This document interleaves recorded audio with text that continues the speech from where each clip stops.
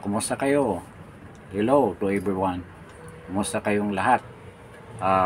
Here and abroad. At magandang hapon sa inyong lahat. Good afternoon to everyone, especially doon sa mga bago nating viewers. But before anything else, gusto ko lang i-request sa inyo, lalo na doon sa mga bagong subscribers, bagong viewers, is to subscribe. Pakipindot naman ang subscribe button natin. And then, paki-like and share and follow this channel, Justin Talk News PH. Magandang hapon din doon sa mga regular viewers natin at mga subscribers. I hope you will continue patronizing, following Justin Talk News PH. Ngayong hapon na to, pag-usapan natin itong isa ring importante ding bagay na dapat natin pag-usapan, which is the economy of the country of the Philippines right now. Kasi naglabas yung World Bank ng bago nilang findings with regards to the Philippine economy. At alam naman natin, kung asahan lang natin yung mga local, mga survey companies o yung nagsusurvey with regards to the economy, hindi natin maasahan yan. This is a very reliable source na talagang totoo yung mga datas at mga pronouncement at declarations nila with regards to the status of the Philippine economy right now. Tandaan natin yung nakaraang linggo nagpalabas sila ng declaration na talagang bumagal ang ekonomiya ng Pilipinas. At ito dapat i-address ito ng pamahalaang BBM. Pero ang sa tingin ko, they are moving towards the wrong direction. We will discuss about that later. Ngayon, itong bago nilang declaration about siguro sa study nila, sa pag-aaral, yan naman ang ginagawa ng World Bank, na ang Pilipinas ay nasa lower middle income status pa rin. Ano ba itong gross national income status ng isang bansa? Dito ang aggregation ng mga kinikita ng mga tao, mga individuals, mga remittances at ibang mga bagay na nag-generate, nagpo-produce ng halaga para sa ating ekonomiya. Sa madaling salita, ito yung mga tinatanggap nating mga remuneration, mga sweldo, mga salaries, mga kung ano pang mga bagay na will generate at nagmanifest na doon sa production sa entire working force at ang economy ng Pilipinas. So dito nakikita sa gross national income status. At malungkot na balita dahil pinagyayabang ni BBM na we are moving towards an upper middle class income status. So ngayon doon sa akala nila yung pag-ikot-ikot nila, paghihingi ng mga direct investment from foreign companies na hindi naman nagmaterialize ay magre-reflect dyan. Wala naman silang tinulong sa ekonomiya talaga. Kasi yung mga inuutang natin hindi naman napupunta sa mga infrastructure project that will stimulate the economy of the country. Na yun ang ginagawa ni President Duterte. Despite the fact na dumaan tayo sa pandemic, ongoing pa rin, tinuloy pa rin yung mga projects, mga build projects ni President Duterte. That's why pagkatapos ng pandemic, tumaas ang economy ng Philippines kasi natatapos na yung mga ibang projects. And dito naman sa mga infra project kasi, this will generate FDIs, foreign direct investment, lalo na kung mga infra nakakatulong sa pag-establish ng mga manufacturing plants in certain areas, like the economic zone na hindi nangyayari ngayon. So, ang nangyayari, ang ano natin, ang gross national income status ay nasa lower middle income pa rin tayo. We are a lower middle income country. Ang kalibil natin parang ano na rin, parang Laos, hindi naman Myanmar, Laos, Cambodia, ganyan. Kasi ang Vietnam napakalayo na sa atin. Ito, ang in dollars, ang kinikita ng isang empleyado, regular na empleyado sa isang taon is in dollars sa 4,970. Yan, yung kategorya na yan, sa isang empleyado 4,970. So i-multiply mo yan by 58, so makikita mo doon kung magkano kinikita sa isang taon. That's almost 250, I think, something like that. Then dito sa ang pinaka line dividing the lower middle income to the upper, the amount is around 5,200, something like that, plus 5,200. So medyo malaki-laki pa ang bubunuin natin. That's almost 300 US dollars. So anong ibig sabihin nito? Kung makikita natin ng ibang mga bansa, for instance na lang, ang Vietnam kasi magkasunod tayo. Actually ang Vietnam noon mas malaki ang national income status natin noon kaysa Vietnam. Ang Vietnam noon nasa 4.7 lang, 4.8. Yun na rin ang kategory natin ngayon, around 4.9. Ganyan lang. Pero alam ba ninyo magkano ang Vietnam ngayon? Magkano ang national income nila ngayon? It's around 8,000 US dollars. Almost the same na ng Indonesia. Ang Malaysia moved to 12,000, 12 to 14,000, parang ganun. Hayaan na natin yung Singapore. Ang Singapore nasa 80,000 dollars ang kinikita. Kaya nila mag-hire na mga Filipino worker dahil ganyan kataas ang kinikita nila. Ngayon, makikita natin while Vietnam nasa baba natin, ang laki ng tinalon. Marami nagtatanong, bakit naiwanan tayo sa Vietnam?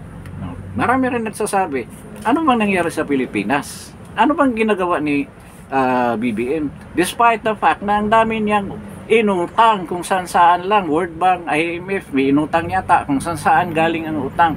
Both local or domestic, yung mga domestic securities, tsaka yung mga international mga bonds na inutang niya, ang dami. Yung mga first and second year niya na umikot siya, nagawaldas ng pera doon sa mga travel niya para daw makahikayat ng mga foreign direct investment. Hindi yan nagmaterialize. Kung meron naman nagmaterialize, ilang porsyento lang yun, napakaliit. Kaya wala talaga. Sayang yung mga ininvest niya doon. Tingnan lang natin yung Maharlika investment fund. Sana ngayon may nag-i-invest ba dyan? Di ba tayo lang mismo ang nag-i-invest? Sinayang lang natin yung supposed to be pera ng DBP at pera ng Land Bank na pahiram nila doon sa mga negosyante sa DBP at nang gustong mga mag-expand ng kanilang mga manufacturing plants or factories, then doon sa mga magsasaka para ma-develop ng husto ang agricultural sector natin. Yan never happened. So patuloy pa rin ang pangungutang. Magtanong kayo, yun ang target nila. Kasi ito nga ulitin ko, bakit nangyari yan? Kasi yung mga unfunded na budget, supposed to be yung mga hindi ganong kailangan kaagad na i-execute na mga projects ay nandyan sa unfunded. Ngayon, binaliktad nila yung mga infra projects na supposed to be that will stimulate the economy, hindi nila pinupunduhan yan. Ang pinupunduhan, yung mga nakikita sila kaagad ng pera. What are this? Yung AX, TOPAD, yung AKAP, na ginamit nila sa eleksyon, na panglagay dyan sa mga vote buying dyan sa mga tao para bumuto sa kanilang mga kandidato. So yun ang nangyari. Diyan nila winaldas ang pera. Nakita na natin yung mga lahat na mga pangyayari doon sa budget was geared towards that ayuda lang. O ano na nangyari ngayon? Ngayon, si BBM naghahabol. Nagkaroon siya ng revamp sa kanyang kabinete pero wala rin nangyari. Kasi yung kabinete niya non-performing din naman dahil alam nila presidente is also a non-performing president. Puro papugi ang ginawa. Punta dito sa farm, pupunta dito sa mga imbakan ng mga bigas, ganyan, kung saan lang siya umikot. Pero hindi naman niya dinagdagan ang mga subsidiya para ng mga farmers. O nakita mo ngayon ano nangyari. 8 pesos na lang yung per kilo ng palay. Sino pa magtatanim niyan kung ganyan? 8 pesos, imagine. Per kaban, I think. Sino pa magtatanim niyan? Kaya sabi ng mga farmer, luging-lugi kami diyan. Kaya the next cropping season hindi na kami magtatanim. Kasi binabarat sila ng mga trader. Sino ba itong mga trader nila? Protected yan ng Malacanang, yung mga trader na yan. Sila rin yung mga trader na nag-i-import. Kaya ngayon, bumaha na mga imported na bigas. In fact, hindi natin mapasubalian, where are the biggest importer of rice in the whole world? Talo pa natin ang China na napakalaki ng population. Tayo, almost 120 million, 115 million Filipinos. Tayo ang pinakamalaking importer ng bigas sa buong mundo. So you can imagine, this is an agricultural country. Anong ginawa niyo sa agriculture? You should remember, the first 2 years, si BBM ang Secretary of Agriculture. Meron ba siya nagawa? Sabi ng mga tauhan doon, ilang bisis lang siya nagpa-meeting dyan with regards to dyan sa mga cabinet members ng Department of Agriculture. So, hindi talaga binigyan ng malaking pundo ang agriculture na tayo naman ay agricultural country. Kaya ano na nangyari ngayon? Even the price of pork and chicken nakakashock. Napakataas. Kaya mga tao bumibili na mga imported na hindi naman magkakalayo sa lokal. Kaya yung mga hog raisers, poultry raisers, talagang discouraged na sila. Paano kami kikita nito kung ganyan katindi ang mga presyuhan lahat ng mga kailangan nila para isustain nila ang kanilang negosyo ng pagbubuhay ng mga manok at baboy. Kaya wala talaga, napaka-pessimistic, napaka-negative ng economic outlook natin sa Pilipinas. Kaya ngayon, hindi talaga natin maiwasan ang sobrang kahirapan ng mga tao. For your information, dito sa Metro Manila, dito na lang sa amin, ang mga tao hindi na, kasi kung magpapalimo sila na pera ang hingin, malamang hindi sila bibigyan ng pera. Kaya dito umiikot, makatok pa sa mga bahay. Ang iba, mga tindahan, pinupuntahan, humihingi ng tulong. Alam mo nyo ba, hindi na sila humingi ng pera, ang hinihingi nila bigas.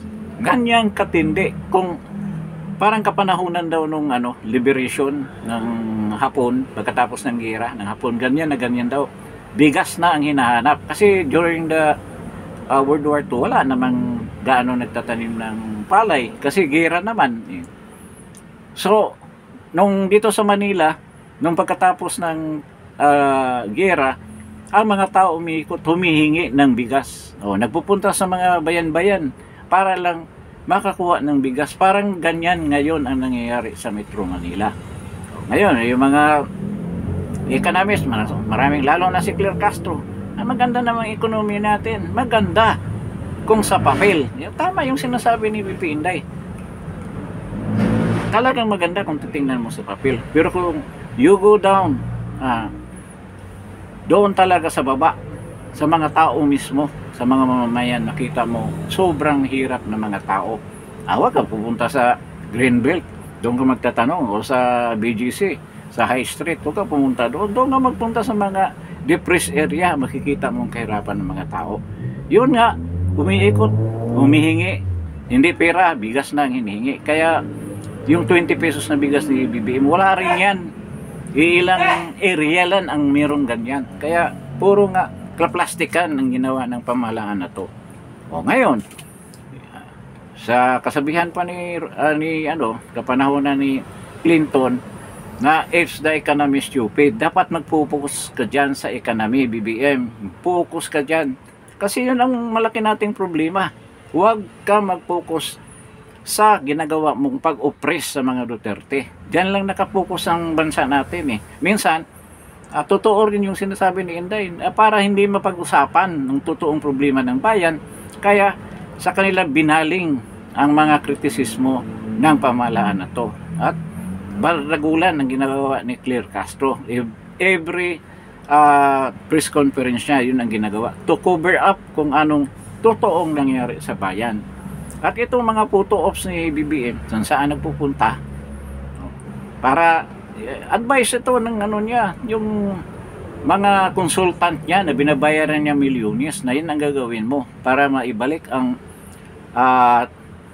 tiwala ng mga tao sa iyo.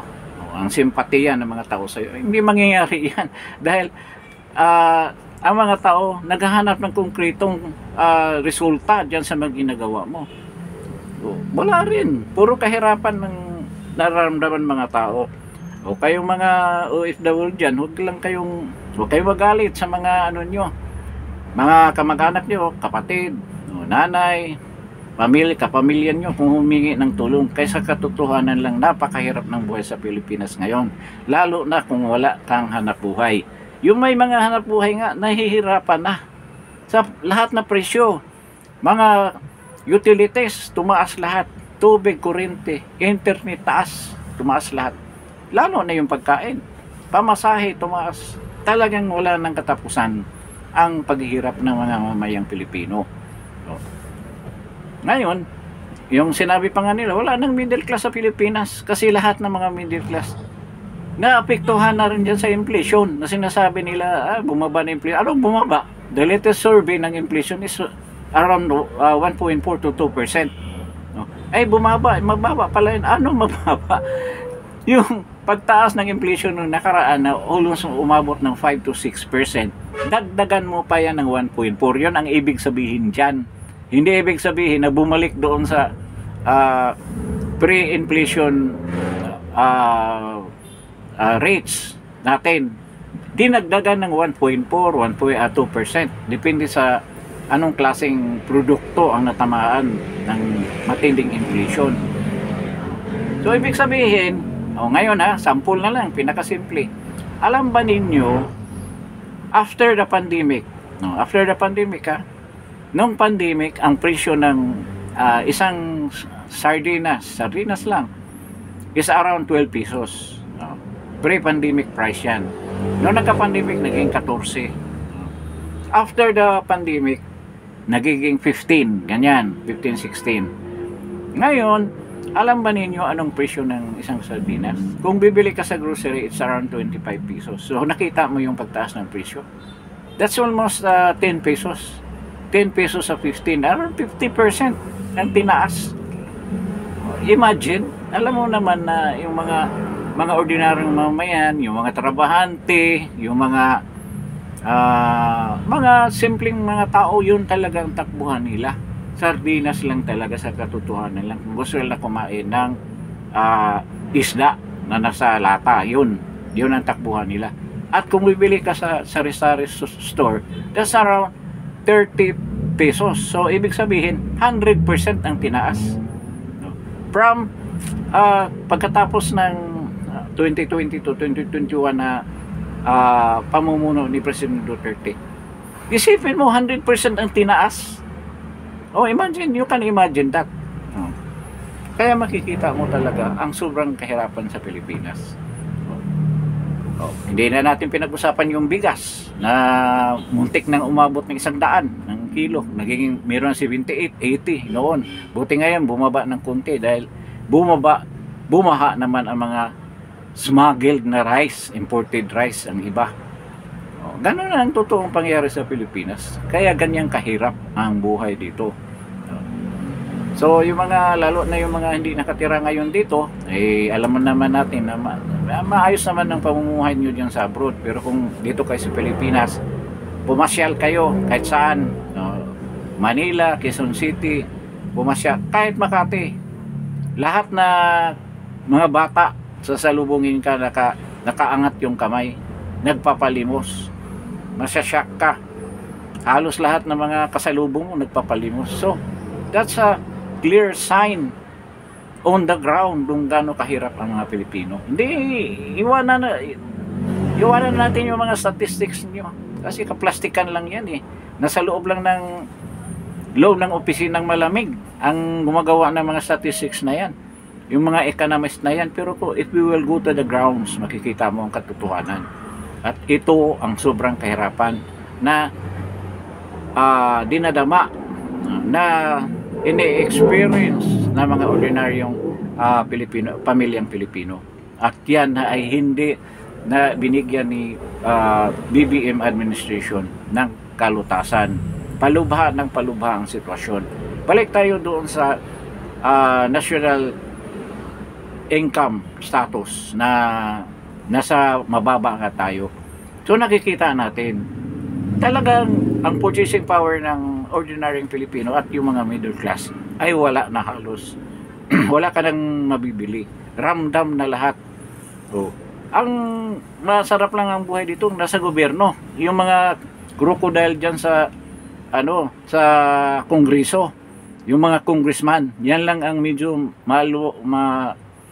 aliwalas o how will say that, medyo maayos ang pamumuhay dahil nga sa mga kinurakot nilang halaga nung nakarang eleksyon. Kaya ganyan ang katotohanan dito sa anong nangyayari ito sa Pilipinas. At patuloy pa yan, patuloy pa yung pagkulimbat ng pera ng bayan. Hindi yan na kung si BBM pang mamumuno dyan, hindi yan matitigil.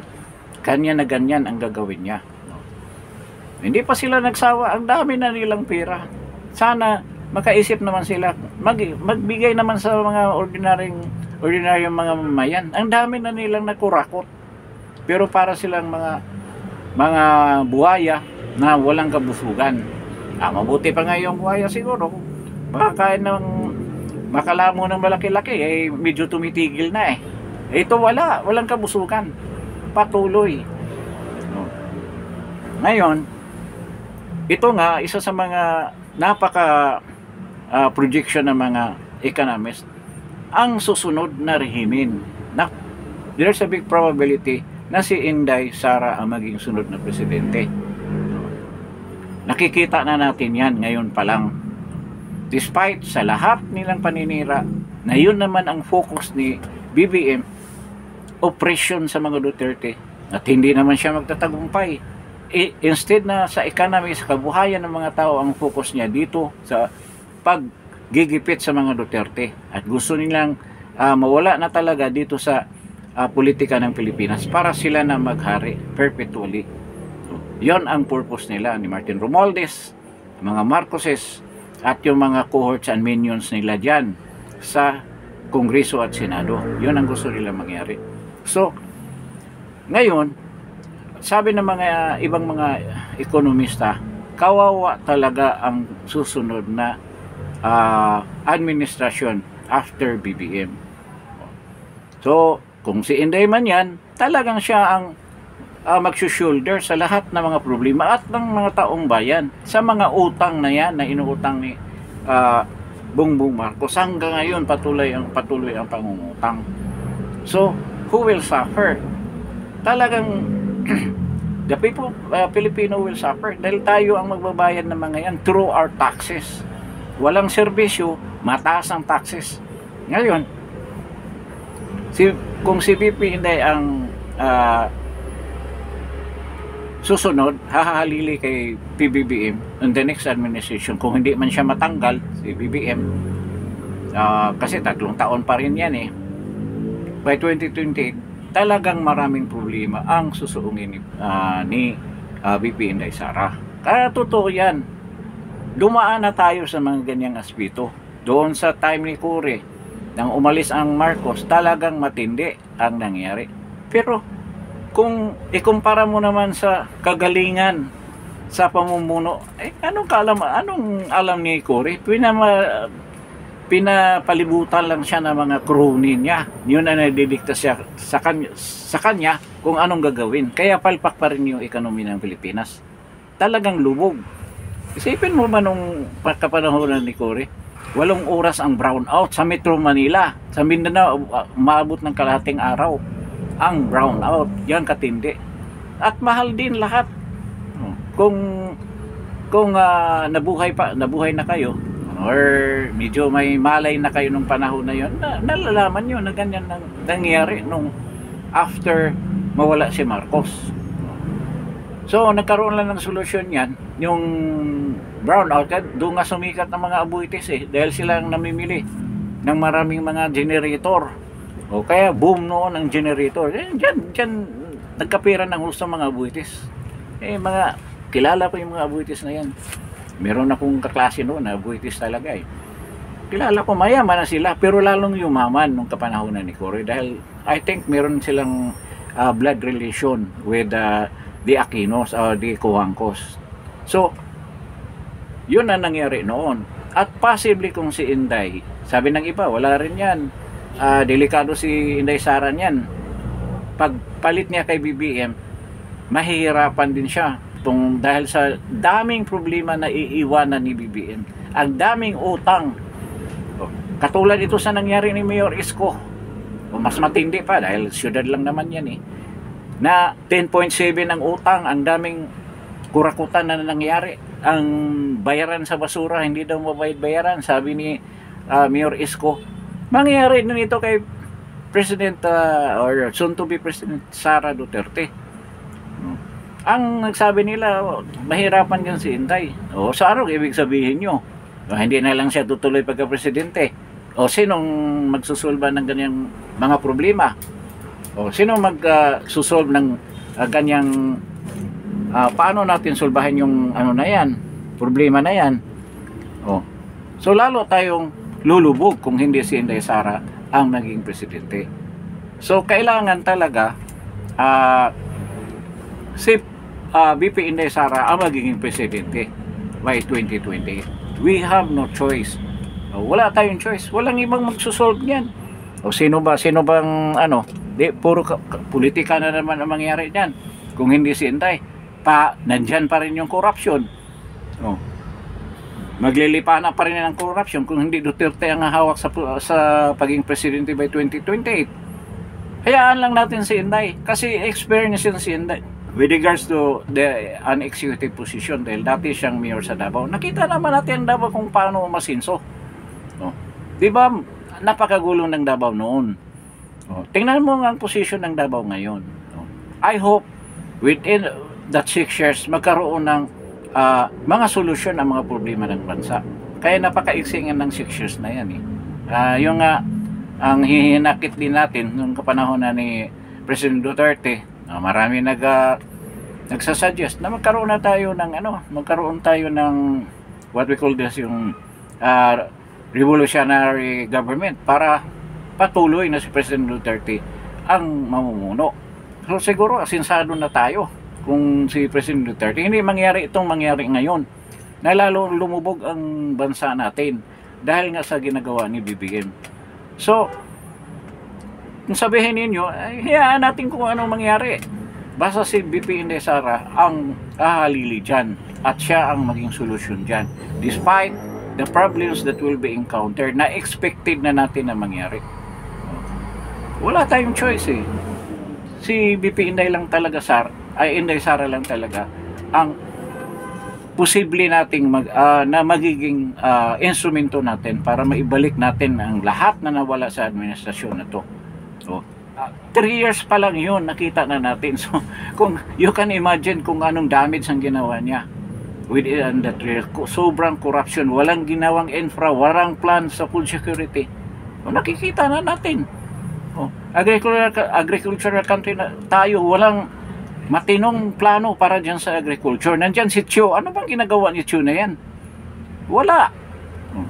Sa lahat ng sektor dyan sa agriculture, including the fisheries, yung ano natin, yung irrigation, naayos ba ni Chiu?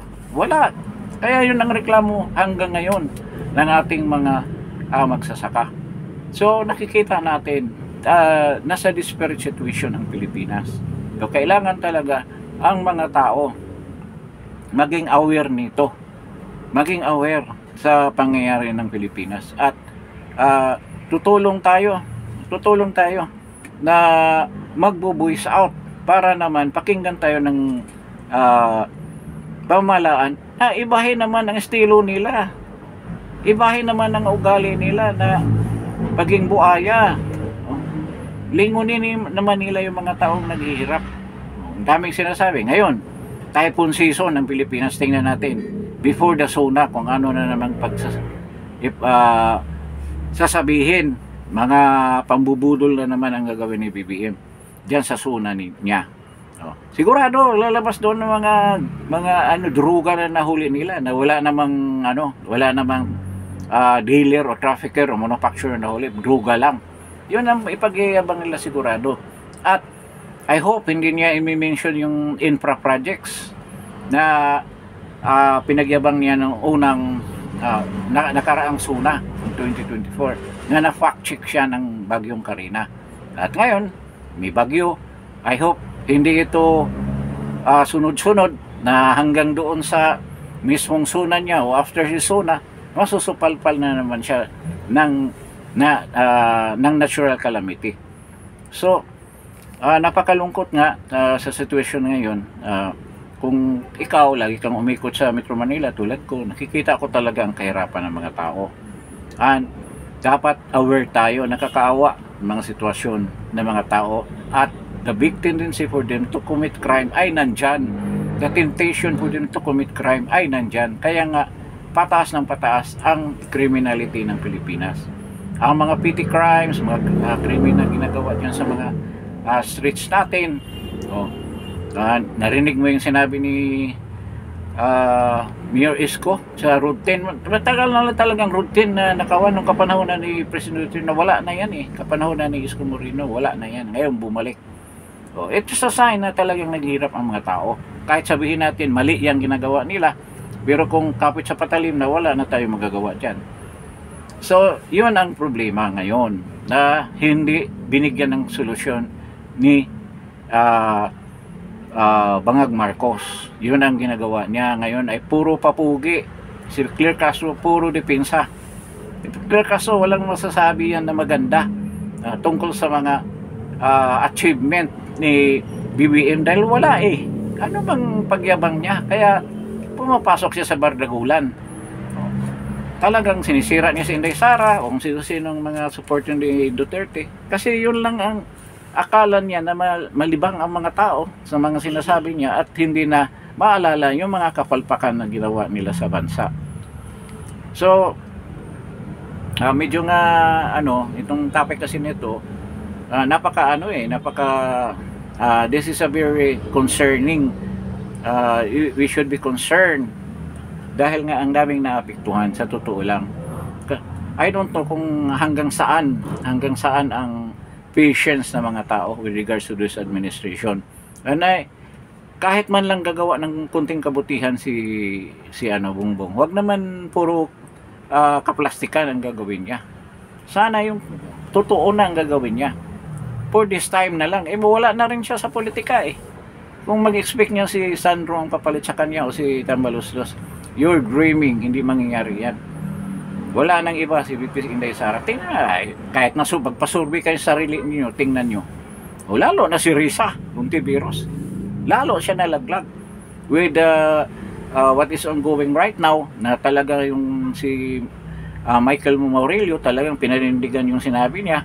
Wala na siya sa upcoming election na magiging presidente. Wala na yan. Ngayon ang dinidevelop na ng mga liberal ay si Bam Aquino.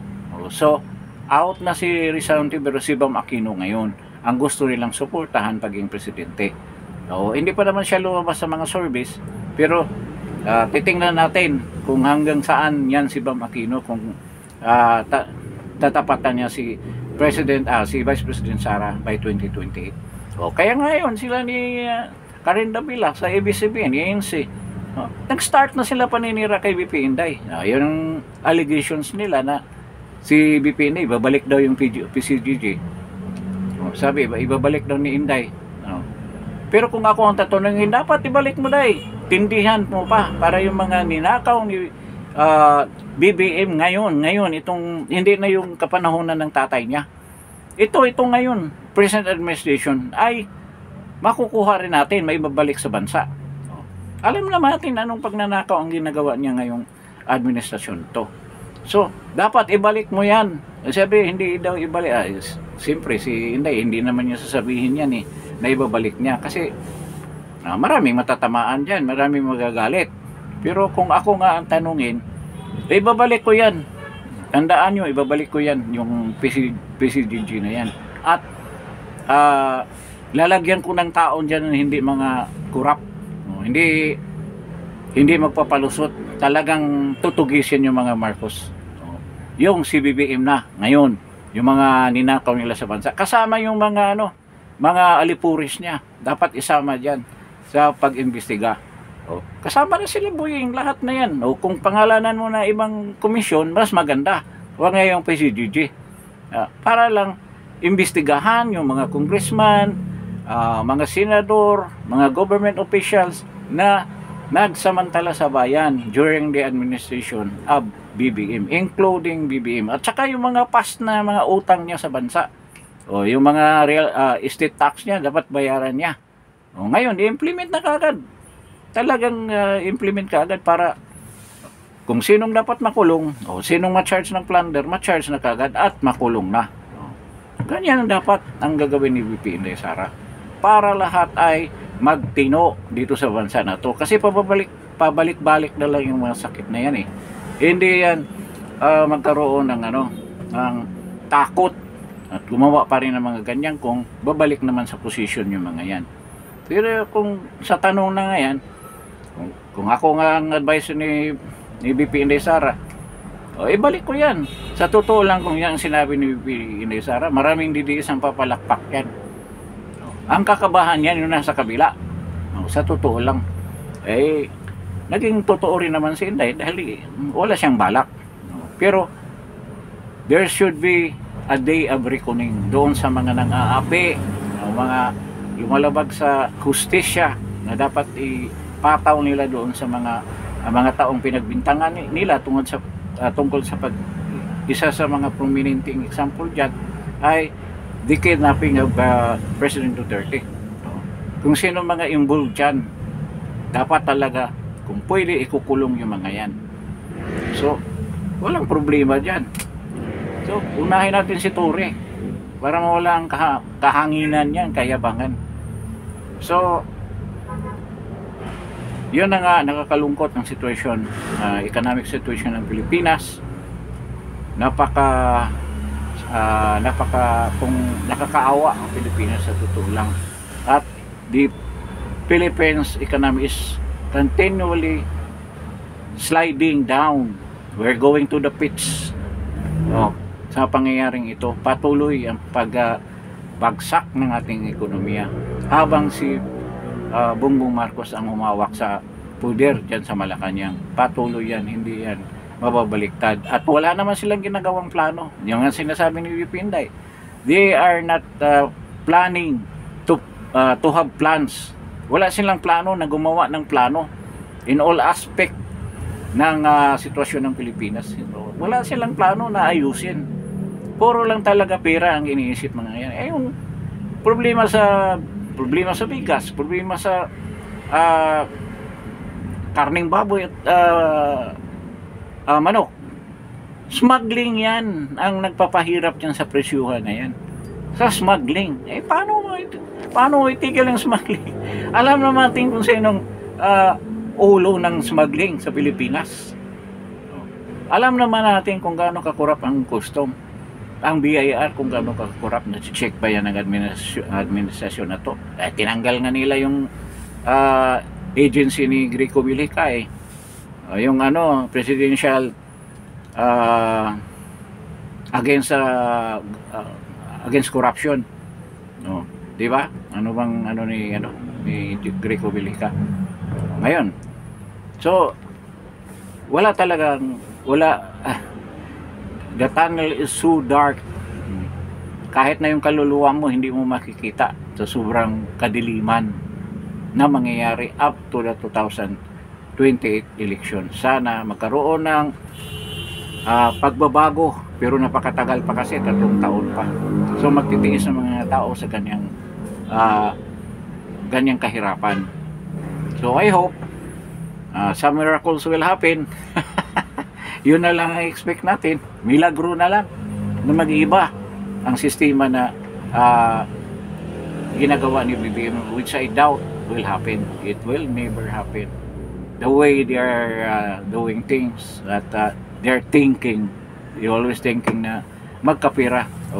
Ang dami na nilang pera. Nasa ilalim na nga lang ng bahay, ng hagdanan nila yung mga gold bullions. Ngayon, gusto pa nila magkapira ulit nang marami pa. Ganyan ang mentality ng mga yan. Sinabi na nga yan ni President Duterte, bantay kayo, bubuto ninyo yan. Kung magnanakaw yan ulit, di problema tayo, which naging prophetic yung sinabi ni President Duterte na naging totoo. So ito na ngayon, we suffered doon sa ating masyado tayong mapaniwala. Tingnan natin ang nangyari sa atin. So I think hanggang dito na lang tayo sa episode na to, and I hope I have given you some ideas doon sa mga opinions natin, mga analysis natin at commentaries, and I hope you will visit regularly Justin Talk News page. At request ko lang doon sa mga bagong viewers, kindly subscribe naman, then press that like para naman medyo gaganda ang channel natin dito sa napakaliit na channel na to, and I hope abot man lang tayo ng 1,000. Kaya pakipindot naman yung subscribe button. Mga 1,000 lang. Yung iba million nga ang tinatarget, ako 1,000. Hirap na hirap pa. Sige, okay lang, because our intention is para sa bayan natin, and we continue to do that to protect our freedom and democracy. That is what is important, and yun ang ginagawa ng Justin Talk News PS. Lagi natin protektahan ng ating defend our freedom and democracy.